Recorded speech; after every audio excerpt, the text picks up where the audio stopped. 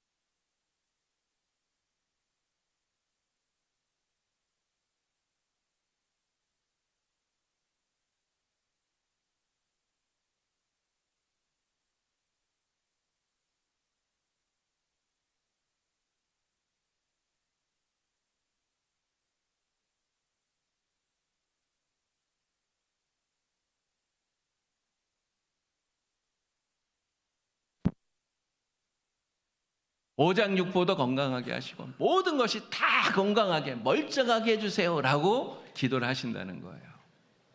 근데 여러분도 이런 기도 하시지 않나요? 이런 기도 하시죠?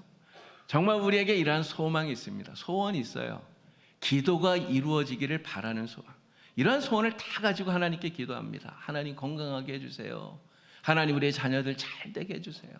하나님 사업이 잘 되게 해주세요. 이런 소원을 우리는 하나님께 기도해요. 이런 소원이 없는 사람이 어디에 있겠습니까? 하나님께 소원을 아뢰고 이루어 주시기를 빌죠. 자, 그런데 기도를 우리가 이러한 소원을 하나님께 아뢰고 그 소원을 이루어 주시기를 바라고 그래서 응답받는 이것이 기도의 전부인 것처럼 우리가 이렇게 생각할 수 있다는 것이죠. 마치 이 기도를 연중무휴 1년 내내 쉬지 않는 소원 수리함처럼 이렇게 생각할 수 있는 거예요. 그래서 하나님께 하나님 이것도 해주시고요, 하나님 저것도 해주시고요, 하나님 이것도 들어주시고요, 막 이렇게 하나님께 우리의 소원을 아랜다는 거죠. 자, 물론 우리 하나님이 우리의 기도를 다 들어주십니다. 우리의 기도를 들으시고 우리의 필요에 하나님께서 응답하셔요. 하나님께서는 우리에게 분명히 말씀했습니다. 내가 필요한 것들을 하나님께 아뢰고 기도하라는 거죠. 여러분, 오늘 우리가 읽었던 본문 말씀 11절에도 분명히 이렇게 나옵니다. 우리에게 일용할 양식을 주시옵고 오늘 나에게 필요한 양식을 구하라는 기도를 드리라 가르쳐주고 있어요. 자, 그런데 우리의 삶을 위해서 우리에게 필요한 것들을 구하고 기도하는 거, 이게 전혀 잘못된 것이 아닌데 문제는 여기에만 머물면 그러면 안 된다는 거예요. 이것이 기도의 전부인 줄 생각하고 나의 소원을 하나님께 아뢰고 응답받는 여기에만 머물게 되면 우리는 평생 미숙한 어린아이와 같은 이러한 기도에서 벗어날 수가 없다라고 하는 것입니다. 우리 하나님께서는요, 우리의 기도가 자꾸 자라나고 성장하길 원하셔요. 우리의 신앙생활이 깊어질수록 우리의 기도도 더 자라고 더 성숙하고, 그래서 성숙한 기도의 열매를 풍성하게 맺으시길 우리 하나님이 원하신다는 것입니다. 오늘 이 말씀을 통해서 저와 여러분들이 하나님께 드리는 이 기도가 더 많이 성장하고 더 깊어진 기도, 정말 하나님이 기뻐하는 그러한 기도가 되기를 우리 주님의 이름으로 축원합니다. 정말 기도가 아름답게 성숙되어서 하나님이 주시는 아름다운 열매들, 기도의 열매를 풍성하게 맺게 되는 여러분이 되기를 우리 주님의 이름으로 간절히 축원합니다. 자, 오늘 우리가 읽은 이 본문 말씀은 우리가 너무나 잘 아는 주기도문이에요. 주기도문. 근데 누가복음을 보면 이 기도를 제자들이 예수님께 가르쳐 달라고 요청을 합니다. 요청한 것에 대해서 예수님께서 너희는 이렇게 기도하라 라고 하면서 가르쳐 주신 기도예요. 그래서 이 기도의 이름은 사실은 주기도문이 아니라, 주님의 기도가 아니라 정확하게 말하면 주님이 가르쳐 주신 우리의 기도예요. 우리가 드려야 될 기도라는 것입니다. 자, 주님께서 가르쳐 주신 이 기도에서 9절에 보면 가장 먼저 예수님이 어떻게 기도를 시작하는가? 뭐라고 시작합니까? 하늘에 계신 우리 아버지요. 이렇게 시작해요. 여러분, 예수님이 하나님을 뭐라고 부르십니까? 아버지라고 불러요. 아버지. 예수님이 기도하시면서 하나님을 향해서 전능하신 창조주 여호와여 이렇게 말하지 않아요. 만군의 주 여호와여 이렇게 이야기하지 않습니다. 뭐라고 부릅니까? 아버지. 아버지. 여러분, 하나님을 아버지라고 부르면서 기도하신 것, 가장 친밀하고 따뜻한 호칭인 이 아버지라고 하는 이 호칭을 사용하신 것, 여러분, 이 말씀이 우리에게 뭘 가르쳐 주는 거겠습니까? 예수님께서 이 말씀을 통해서 우리에게 무엇을 보여주는 거예요? 바로 하나님과 나의 관계가 어떻게 되는가, 이 관계를 보여주고 있다는 거예요. 하나님은 나의 아버지시고 나는 하나님의 자녀다. 이 관계를 가르쳐 주는 것입니다. 이런 성숙한 기도가 무엇이겠습니까? 성숙한 기도란 바로 하나님과 나의 이 관계를 알고 이 관계 속에서 하나님을 아버지라고 부르면서 정말 그 친밀한 관계 속에서 하나님께 드리는 기도, 이 기도가 성숙한 기도라고 하는 거예요. 이런 세상에서 가장 가깝고 친밀한 관계가 무엇입니까? 부모와 자식 간의 관계잖아요. 아버지와 아들의 관계가, 아버지와 그 딸의 관계가 세상에서 가장 친밀하고 가장 가까운 관계라고 하는 것입니다. 우리가 하나님 앞에 나와서 기도하면서 하나님을 불러요. 아버지, 아버지 이렇게 불러요. 우리가 하나님을 아버지라고 부를 때 하나님이 우리의 그 기도를 들으시고 우리에게 응답합니다. 내 아들아, 내 딸아. 주님 이렇게 응답하셔요. 우리가 하나님과 이 친밀한 관계를 부르면서 친밀한 이 관계 속에 들어가게 되면 내가 굳이 하나님께 무엇을 요구하지 않더라도 이 관계 속에서 하나님이 주시는 그 은혜와 평강이 우리 안에 가득해지는 거죠. 그래서 하나님 앞에 뭐 달라고 막 얘기하지 않아도 정말 우리의 마음이 기쁨이 또 평강이 가득하게 되는 것입니다. 근데 이게 하나님과 우리의 관계가 아버지와 아들, 아버지와 딸, 부모와 자식, 이 친밀한 관계일 때만 이게 된다는 거예요. 친밀한 관계가 이루어지지 않으면 이러한 은혜를 누리지를 못합니다. 로마서 8장을 보니까 바울이 이런 이야기를 합니다. 우리가 다시 무서워하는 종의 영을 받지 않고 양자의 영을 받았다고 이야기를 해요. 양자의 영. 예수님께서 우리를 대신해서 십자가에서 죽으셨잖아요. 예수님이 우리를 대신해서 죽으신 그 피를 의지해서 하나님께서 우리를 양자로 삼으셨다는 거예요. 우리를 아들로 딸로 삼아 주셨다는 거예요. 그래서 우리가 하나님을 부를 때 뭐라고 부릅니까? 아버지. 근데 그냥 아버지가 아니에요. 아빠, 아버지라고 부를 수 있게 되었다고 이야기를 하는 거예요. 여러분, 종은 아버지라고 부르지 못합니다. 종은 아버지라고 부르지 못해요. 아버지라고 부르지 못할 뿐만 아니라 종은 주인을 무서워해요. 무서워하기 때문에 뭘 달라고 하는 말도 제대로 하질 못해요. 그러나 자식은 그렇지 않습니다. 자식은 무서워하는 것이 아니라 친밀한 관계, 정말 가장 가까운 관계, 가장 내밀한 관계, 이러한 관계 속에 있기 때문에 아버지 하고 부를 때 그 마음속에 기쁨이, 평안이 생겨난다고 하는 것이죠. 오늘 우리는 종이 아닙니다. 오늘 우리는 하나님의 자녀예요. 하나님이 여러분들의 가장 좋으신 아버지, 하나님이 나의 가장 좋으신 아버지라고 하는 이 사실을 여러분 믿으십니까? 믿으십니까? 여러분 확실하게 믿으시기 바랍니다. 기도할 때마다 하나님을 아버지라고 고백하세요. 아버지를 부르세요. 아버지를 부르시면서 하나님과 그 관계가 더 깊어지고 더 친밀해지는 여러분이 되기를 우리 주님의 이름으로 축원합니다. 정말 아버지 되신 가장 좋으신 아버지, 이 아버지와의 이 친밀한 이 깊은 관계 속에서 성숙한 기도를 드리시고 그리고 아름다운 기도의 열매를 맺게 되기를 우리 주님의 이름으로 축원합니다. 자, 본문 9절 말씀 보니까 예수님께서 하나님을 아버지라고 부르신 후에 또 어떻게 기도하는가 보니까요, 이름이 거룩히 여김을 받으시오며 라고 기도하셔요. 이름이 거룩히 여김을 받으시오며. 아버지 부른 다음에 바로 하나님 이거 해주세요, 이거 해주세요, 이게 내가 원하는 것, 내가 바라는 것, 나의 요구를 말하기 전에 아버지를 먼저 생각하고 있다는 거예요. 아버지를 먼저 생각해요.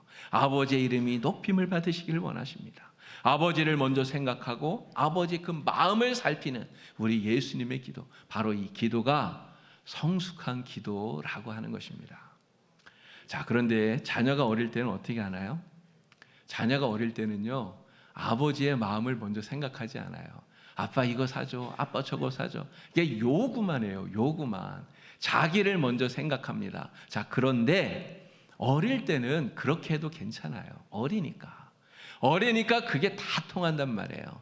어리기 때문에 그렇게 해도 다 예뻐 보여요. 그러니까 아버지가 어떻게 합니까? 자식이 이거 사줘 저거 사줘 막 얘기해도 기쁜 마음으로 그 요구를 들어주는 거예요. 하지만 자녀가 성장했는데도 똑같이 그러면 어떨까요? 이제 다 커서 대학생이 되고 직장인이 되고 그랬는데 전화해서 아빠 용돈 보내주세요. 그리고 전화 뚝 끊어요. 그러면 아버지 마음이 어떨까요? 그런 말 들으면 좀 서운하지 않겠습니까? 서운할 뿐만 아니라 좀 섭섭하기도 할 거예요. 자, 그런데 어느 날 아들이 전화해서 이렇게 말을 하는 거예요. 아버지 요즘 별일 없으세요? 아버지 요즘 힘든 일 없으세요? 아버지 제가 좀 도와드릴 일 없습니까? 이렇게 이야기를 하면 여러분 그런 이야기를 듣는 아버지의 마음이 어떨까요? 야, 이제 이놈이 다 커서 아버지 마음도 생각해 줄 줄 아는구나. 이 아버지의 마음이 기쁘다는 거죠. 이런 성숙한 기도가 바로 그런 것 아니겠습니까? 우리가 늘 하나님 앞에 해주세요. 하나님 이거 들어주세요. 이거 이루어주세요. 기도해요. 근데 그렇게 기도하다가 어느 날 하나님 앞에 이렇게 기도하는 거예요. 하나님, 내가 아버지의 마음을 기쁘게 하고 싶습니다. 하나님, 내게 원하시는 게 무엇입니까? 하나님, 내가 어떻게 하면 하나님 기쁘게 할 수 있겠습니까? 이렇게 기도하는 거예요. 그러면 우리 하나님의 마음이 어떨까요? 하나님의 마음이 기쁜 거예요. 야, 이제 이 집사가 좀 철이 들었구나. 야, 이제 김 집사가 정말 그 기도가 성숙해졌구나. 우리 하나님이 기뻐하신다는 거예요. 오늘 우리가 하나님 앞에 기도합니다. 나의 필요를 구해야 돼요. 그러나 나의 필요만을 구하는 이러한 기도에서 하나님을 먼저 생각하고 하나님의 마음을 살필 줄 아는 그러한 기도로 우리의 기도의 중심이 옮겨가게 되면 바로 그러한 기도가 성숙한 기도가 된다라고 하는 것입니다. 저와 여러분들의 기도가 정말 우리 하나님을 먼저 생각하고 우리 아버지의 마음을 살필 줄 아는 이러한 성숙한 기도로 나아가게 되기를 우리 주님의 이름으로 간절히 축원합니다. 자, 말씀드린 대로 우리는 신앙생활이 성숙해지는 만큼 우리의 기도가 성숙해져야 돼요. 처음에는 요구만 하는 어린아이 같은 기도를 드립니다. 그러나 그러한 기도가 점점 더 성숙해져 가요. 그래서 자식이 철이 들면 아버지의 마음을 살필 줄 아는 것처럼 우리가 하나님의 마음을 살피게 됩니다. 하나님께서 기뻐하시는 것이 무엇인지를 찾게 돼요. 그리고 그것을 알고자 기도하게 되는 거예요. 그러면서 가을이 되면 정말 모든 곡식들이 열매를 맺지 않습니까? 다 익어가잖아요. 그런 것처럼 우리의 기도도 성숙한 기도가 되어서 아름다운 열매들을 맺게 되는 것입니다. 자, 우리의 기도가 이렇게 조금씩 성숙해지는데요.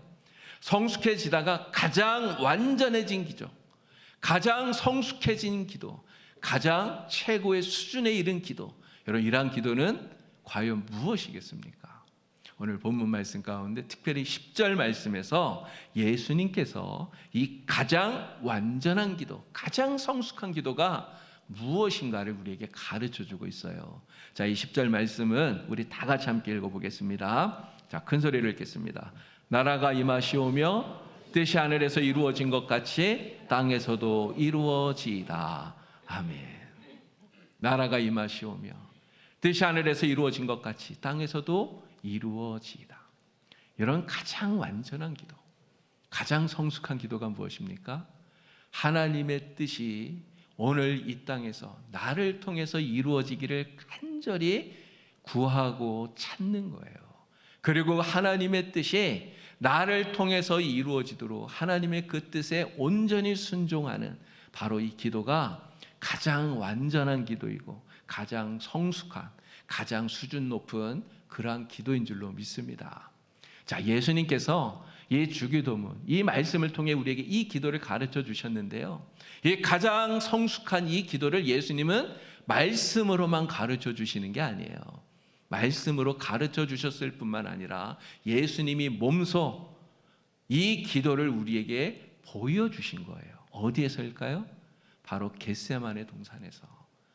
그 마지막 기도를 드리실 때 이 가장 완전한 성숙한 기도를 주님은 보여주셨습니다. 자, 겟세마네 동산에서 예수님께서 십자가의 죽음을 앞에 놓고 기도해요. 십자가 죽음. 여러분, 십자가에서 죽는다는 거 우리가 쉽게 이야기하지만 정말 이 죽음이 얼마나 끔찍한 것입니까? 이 십자가의 죽음이 얼마나 고통스러운 거예요. 우리가 인간적으로 생각해 보면 정말 피할 방법이 있다고만 하면요, 어떻게든지 피해야 되는 게 이 십자가의 죽음이에요. 그렇지 않겠습니까? 그래서 예수님께서도 이 십자가를 앞에 놓고 기도하시는 거예요. 땀방울이 핏방울이 되도록 정말 간절한 마음으로 예수님 기도합니다. 내 아버지여, 만일 할만하시거든 이 잔을 내게서 지나가게 하여 주시옵소서. 주님께서 간절히 기도하시는 거예요. 자, 그러나 예수님께서 땀방울이 핏방울이 되도록 간절히 기도하시지만, 여러분, 만약 예수님의 기도가 여기서 끝났다고 그러면 이 기도는 성숙한 최고의 기도가 될 수가 없습니다. 왜 그럴까요? 이 정도의 기도는 사실 누구나 다 하는 거예요. 우리도 그걸 하잖아요. 이러한 고통이 앞에 있을 때 우리는 기도 안 합니까? 우리도 그러한 고통을 없어지게 해달라고, 이기게 해달라고 우리도 기도하잖아요.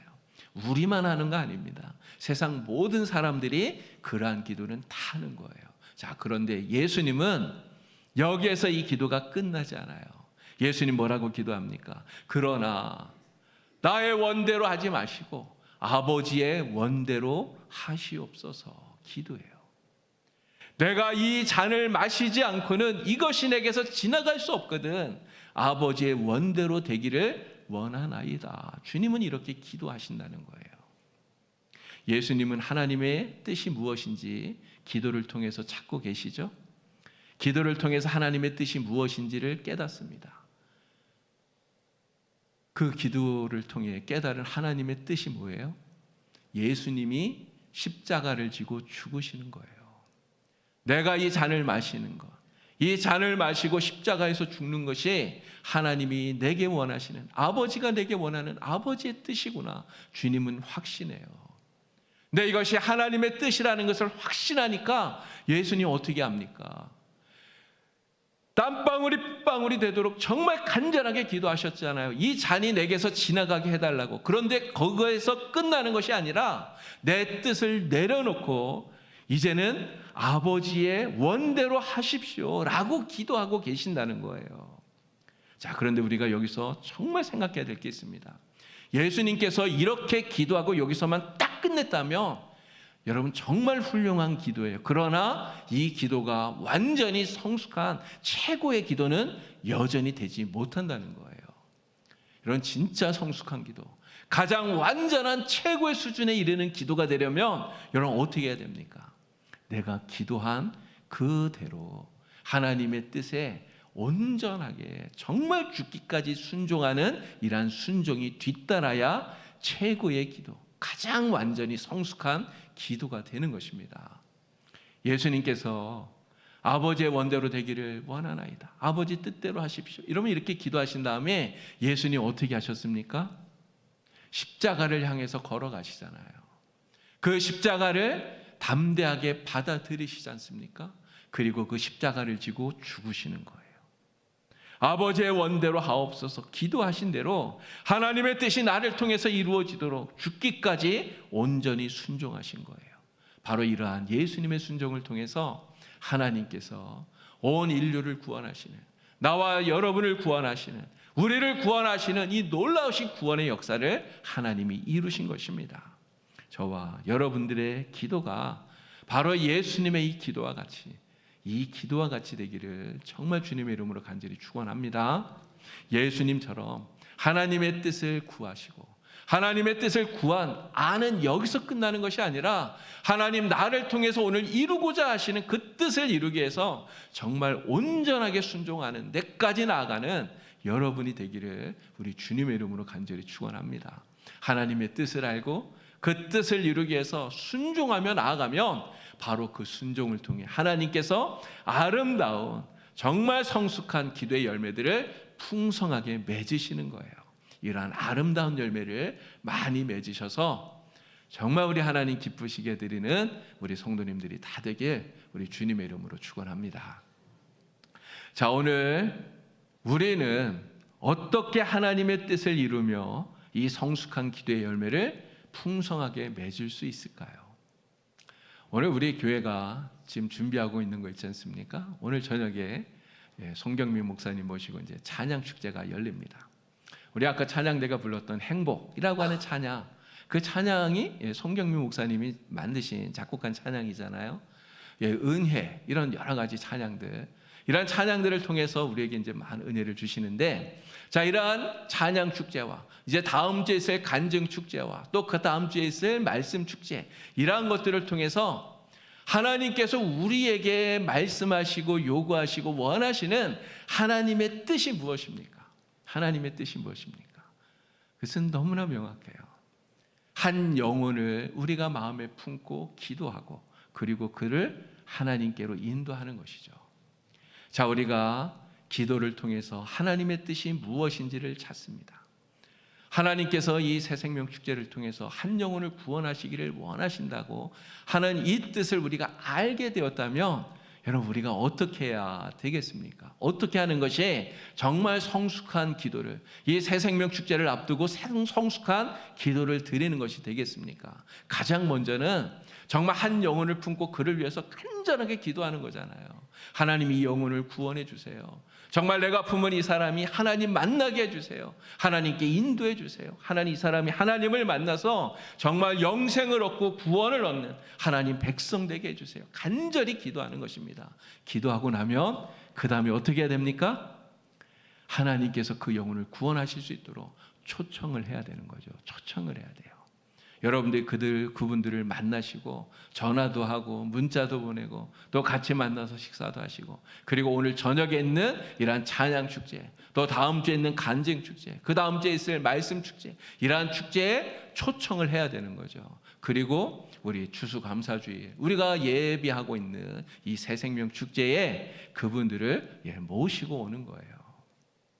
이렇게 하는 것이 바로 하나님의 뜻이 이 땅에서 이루어지도록 우리가 이 새 생명 축제를 통해서 성숙한 기도를 드리는 것이다 말씀을 드리는 것입니다. 여러분 모두 다 이와 같은 성숙한 기도를 드리는 그러한 성도가 되기를 우리 주님의 이름으로 간절히 축원합니다. 가을입니다. 가을. 만물이 열매를 맺는 가을이에요. 정말 모든 곡식들이 다 아름답게 열매를 맺어요. 그 열매를 보며 정말 우리의 마음이 정말 기뻐지죠. 우리의 신앙생활에도 아름다운 열매들이 많이 맺혀져야 됩니다. 믿음의 열매를 맺자고 말씀을 드렸고요. 또 감사의 열매를 맺자고 말씀을 드렸습니다. 그리고 오늘 성숙한 기도의 열매를 맺자고 말씀을 드립니다. 우리 주님께서 우리에게 찾으시는 정말 그 성숙한 신앙생활의 열매들, 이러한 열매들을 풍성하게 맺으셔서 이 가을에, 이 열매 맺는 이 계절, 이 가을에 정말 우리 하나님 기쁘시게 드리는 우리 성도님들이 다 되기를 우리 주님의 이름으로 간절히 축원합니다. 기도드리겠습니다. 하나님 아버지, 모든 만물이 열매를 맺는 이 계절에 오늘 우리가 하나님 앞에 성숙한 기도의 열매 풍성하게 맺게 되기를 간절히 축원합니다. 하나님과의 깊은 관계, 정말 친밀한 관계 속에서 또 하나님의 뜻을 찾게 하여 주시고 하나님의 마음을 살피면서 하나님의 뜻을 이루기 위하여 온전히 순종하는 주의 백성들 되게 하여 주시고, 그래서 이 기도의 열매 아름답게 맺어서 우리 하나님 기쁘시게 드리는 복된 성도들이 다 되게 하여 주시옵소서. 예수님의 이름으로 기도드리옵나이다. 아멘.